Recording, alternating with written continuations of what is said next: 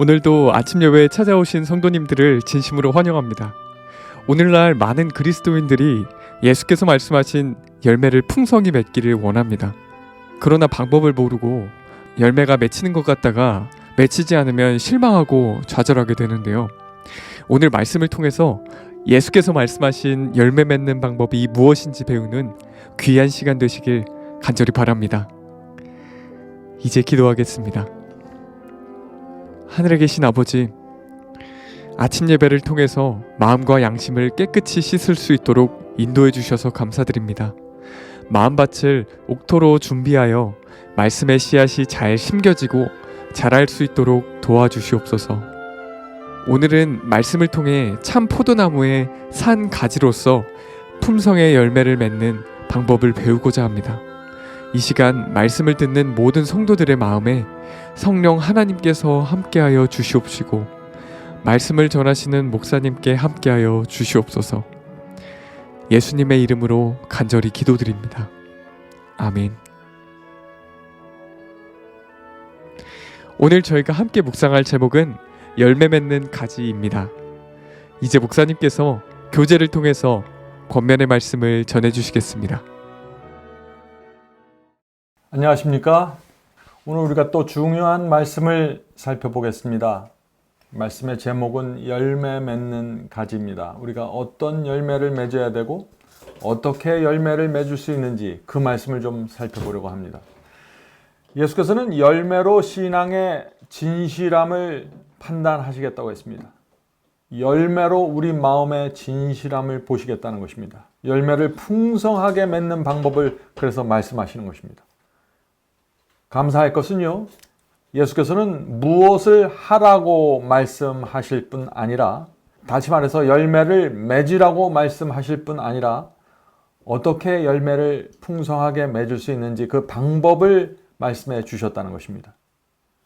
요한복음 15장 1절 2절입니다. 요한복음 15장 1절 2절. 내가 참 포도나무요 내 아버지는 그 농부라. 물은 내게 있어 과실을 맺지 아니하는 가지는 아버지께서 이를 제하여 버리시고 무릇 과실을 맺는 가지는 더 과실을 맺게 하려 하여 이를 깨끗게 하시느니라.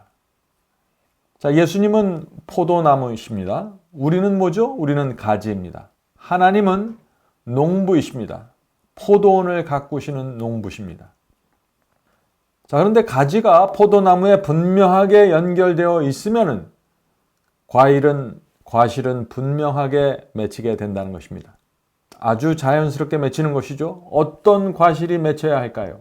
그것은 성품과 생애, 의의 열매가 맺혀야 한다는 것입니다. 자, 그런데 문제는 과실을 맺지 못하는 가지가 있다는 것입니다. 자, 그런 가지는 어떻게 한다고 했습니까? 예수께서 제거해 버리시겠다고 한 것입니다. 자, 그런데 오늘 말씀은 제거당하는 가지가 아니라 열매를 맺는 가지가 오늘 말씀의 주제입니다.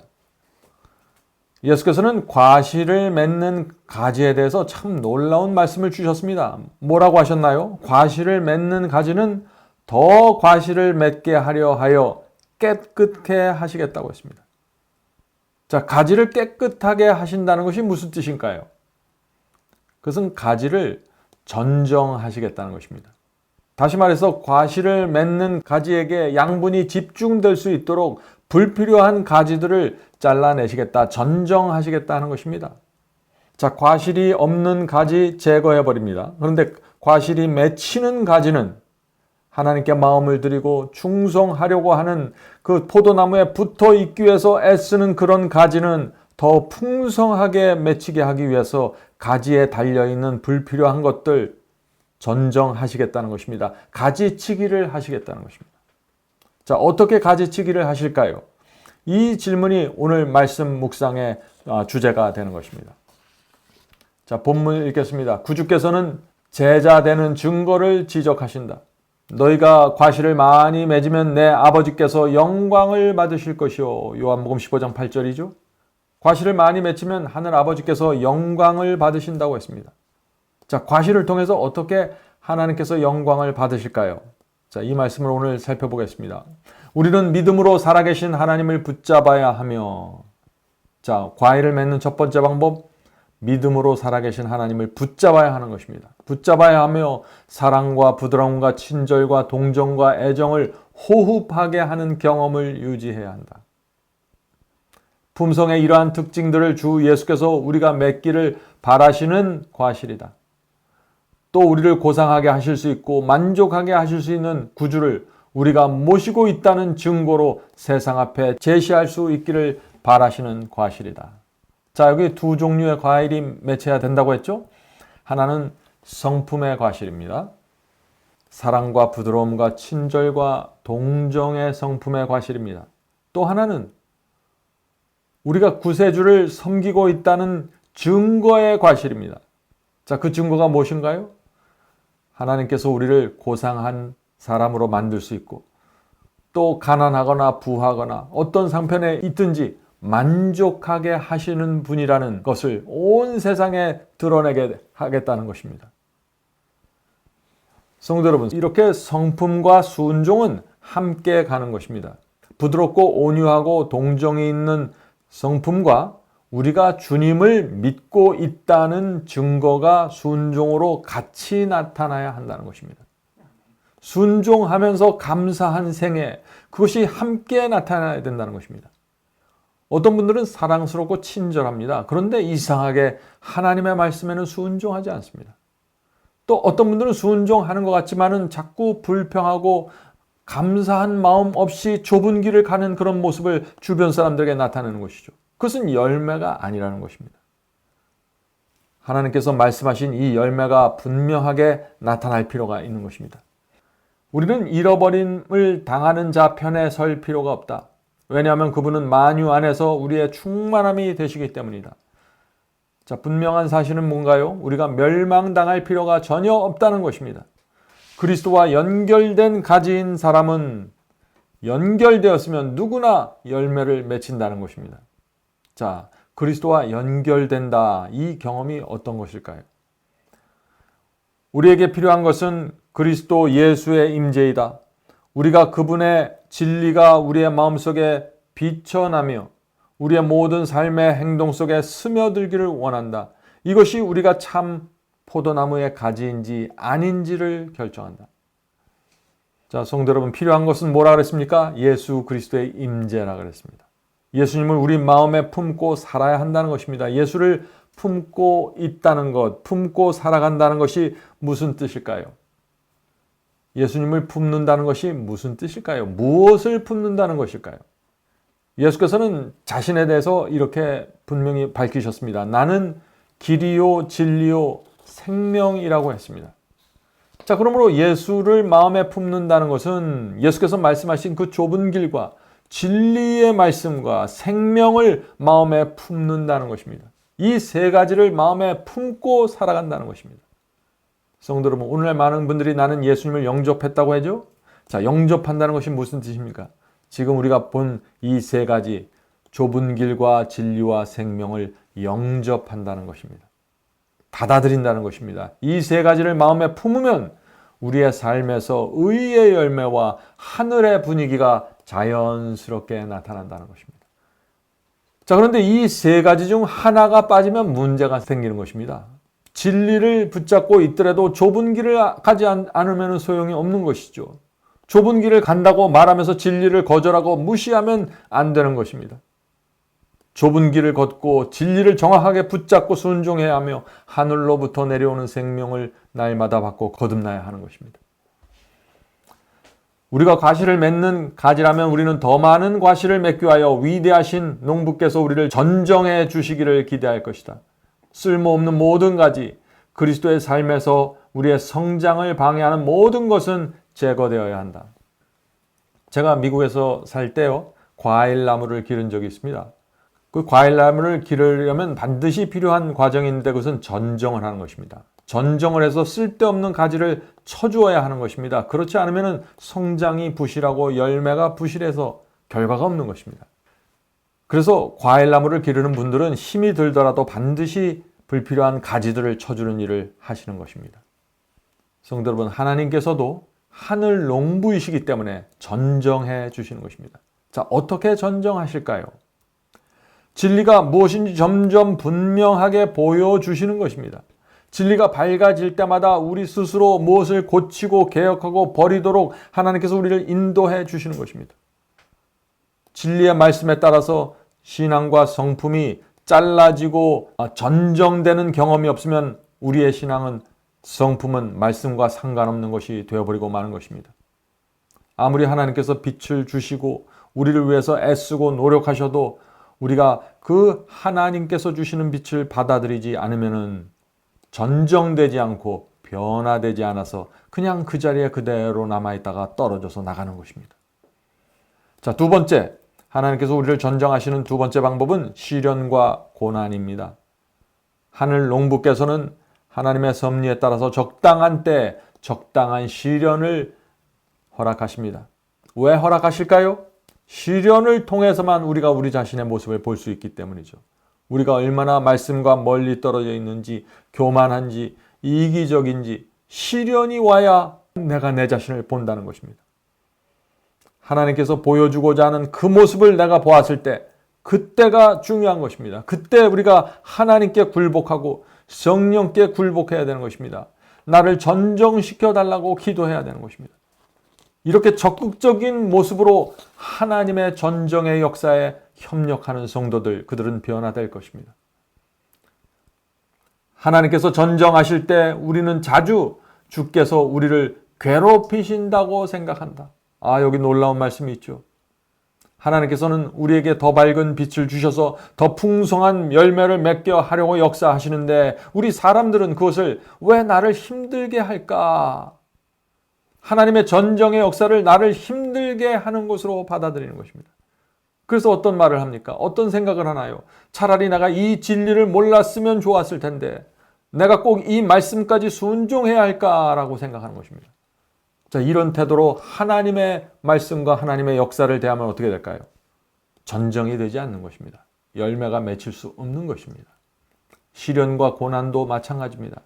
하나님께서 우리를 전정하시려고 고난과 시련을 허락하시는데 어떤 사람은 이렇게 생각하는 것이에요. 왜 하나님께서 나에게 이런 시련을 주셔서 괴롭히실까라고 생각하는 것입니다. 자, 이런 태도로서는 열매를 맺히기 어렵다는 것이죠. 전정이 안 된다는 것입니다. 성도 여러분, 오늘 우리는 반드시 두 가지를 배워야 합니다. 하나는 하나님께서 우리를 전정하시는 방법이 무엇인가를 알아야 되는 것입니다. 그 방법은 진리를 주시고 시련을 허락하심으로써 전정하신다는 것입니다. 자, 둘째는 하나님께서 우리를 이 진리와 시련으로 전정하실 때, 가지치기를 하실 때 우리가 온 마음을 다해서 하나님의 그 역사에 협력하고 굴복해야 한다는 것입니다. 진리를 받아들이고 순종해야 합니다. 시련 속에서 하나님께 매달리고 내 약점과 내 고칠 점을 하나님께 고백하고 간절히 매달리는 경험이 필요한 것입니다. 그런 사람들에게 열매가, 풍성한 열매가 맺힌다는 것입니다. 하나님의 역사가 성공하는 것입니다. 계속해서 읽겠습니다. 이렇게 하는 대신에, 자, 이 말씀이 무슨 뜻인가요? 하나님께서 우리를 전정하실 때 그것을 나를 괴롭히는 것으로 받아들이는 대신에 우리는 우리 자신을 살펴보고 다 행하지 못하고 남겨놓은 것이 있지는 않은지, 하나님과 올바른 관계 속에 설 수 있기 전에 우리의 생애에서 제거해야 할 필요가 있는 것이 어떤 것인지, 있는지 않는지를 살펴보아야 한다. 성도 여러분, 이런 태도가 그리스도인의 겸손입니다. 하나님께서 우리에게 불필요한 가지치기를 하기 위하여 다가오실 때 우리가 무엇을 버리고 무엇을 고쳐야 할지 겸손하게 우리 자신의 모습을 살피면서 기도하고 간구하고 매달리는 것, 이것이 어린아이와 같은 신앙이고 겸손입니다. 우리는 그리스도인 품성의 열매를 맺기 위하여 날마다 우리 구주를 붙잡는 참 포도나무에 산 가지가 되어야 된다. 그리스도께서 당신의 삶을 통해 실천하신 것처럼 우리가 기꺼이 자아를 부정하고 자기를 희생하고자 할 때 하나님의 영광을 나타내는 과실을 맺게 될 것이다. 마지막 결론의 말씀이, 놀라운 말씀이 나오죠. 성도 여러분, 하나님께서 진리를 주실 때 받아들이는 것이 왜 이렇게 힘들게 느껴질까요? 자아를 부인하고 싶지 않기 때문입니다. 희생하고 싶지 않기 때문입니다. 성도 여러분, 하나님께서 시련을 허락하실 때 왜 힘들게 느껴지나요? 나를 높이고 나를 내려놓고 싶지 않기 때문입니다. 자아가 문제 있는 것입니다. 성도 여러분, 예수께서도 이 땅에 계실 때 자기를 부인하시면서 살았습니다. 자기를 희생하면서 사신 것입니다. 그래서 히브리서는 고난을 통해서, 예수께서도 고난을 통해서 순종함을 배우셨다고 말하고 있는 것입니다. 성도 여러분, 우리가 주께서 가신 길을 걸어갈 때 열매가 맺힌다는 것입니다. 그것이 유일한 방법이라는 것입니다. 하늘의 농부께서 오셔서 우리를 전정하실 때 잠잠히 굴복하시길 바랍니다. 내 부족함을 인정하고 내 잘못을 인정하고 내 위선을 인정하고 가지치기의 역사로 들어가야 되는 것입니다. 그것이 열매 맺는 유일한 길입니다. 자, 마지막 말씀 읽고 마치겠습니다. 당신을 따르는 자들이 그분 아래서 일하는 일꾼으로서 과실을 맺는 온갖 방법을 풍성히 받고 또 풍성히 나눠줌으로써 하나님과 함께 일하는 자들이 되는 모습을 보는 것이 구세주의 기쁨이다. 그리스도께서는 당신께서 맺으신 과실로 말미암아 당신의 아버지께 영광을 돌렸다. 그러므로 그분의 참된 제자들도 동일한 열매를 맺을 것이다. 받고 또 나누어 주므로 그분의 일꾼들은 많은 과실을 맺을 것이다. 자, 예수께서 이 땅에 계실 때 그리스도의 순종과 희생과 자아 부인의 그 신앙을 통해서 열매를 맺으시고 그 열매를 통해서 하나님께 영광을 돌렸습니다. 우리도 똑같은 방법으로 하나님께 영광을 돌린다고 지금 말하고 있는 것입니다. 성도 여러분, 하나님께 풍성히 받은 사람들은 풍성히 나눠줄 것입니다. 이것이 순환의 법칙입니다. 받기만 하고 나눠주지 않는 사람들, 그런 사람들은 열매가 없는 것입니다. 포도나무에 연결돼서 생명을 받은 자, 열매를 맺게 됩니다. 또 열매를 맺은 그 사람은 그 자신에게 맺은 열매를 기꺼이 나눠주게 될 것입니다. 오늘도 하늘 농부께서 오셔서 우리의 가지에 풍성한 열매를 주시길 간절히 바랍니다. 이제 기도하고 마치겠습니다. 하늘에 계신 아버지, 하나님께서 날마다 오셔서 가지를 쳐주시고 또 풍성한 열매를 맺게 하시려고 늘 애쓰시고 수고하시는 하나님의 모습을 보게 됩니다. 주여 감사합니다. 이 죽어있는 이 육체 속에서 하늘의 생명이 돋아나서 열매가 맺히는 기적을 일으켜 주시니 감사합니다. 주여, 주께서 오셔서 저에게 역사하실 때 저희가 기꺼이 협력하고 굴복할 수 있도록 도와주시옵소서. 내 자신을 내려놓고 희생의 길을 갈 수 있도록 도와주시옵소서. 하늘에 계신 아버지, 전정하시는 하나님의 역사에 오늘도 저희의 마음과 생애를 들여서 하나님의 역사가 우리 속에 이루어지게 되기를 간절히 원합니다. 오늘 기도하는 성도들에게 함께하여 주셔서 몸 아픈 자와 병든 자와 경제가 어려운 자와 시련과 고통 속에서 방황하는 자들 주께서 아시오니 그들의 마음을 붙잡아 주시고 하늘의 역사 속으로 인도해 주시옵소서. 모든 말씀 예수님의 이름으로 간절히 기도드립니다. 아멘.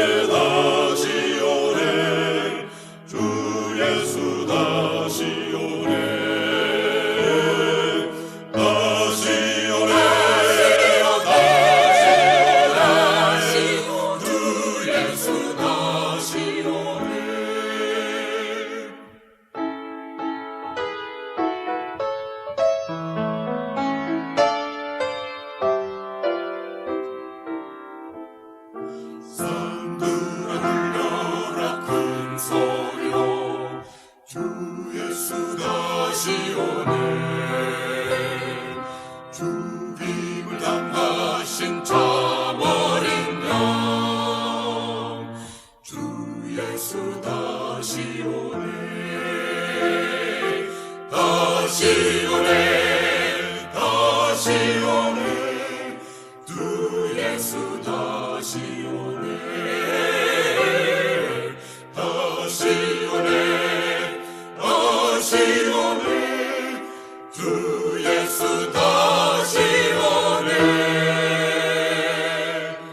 백성이 분노해 싸움 싸우니 주 예수 다시 오네 지식과 왕래가 증거하니 주 예수 다시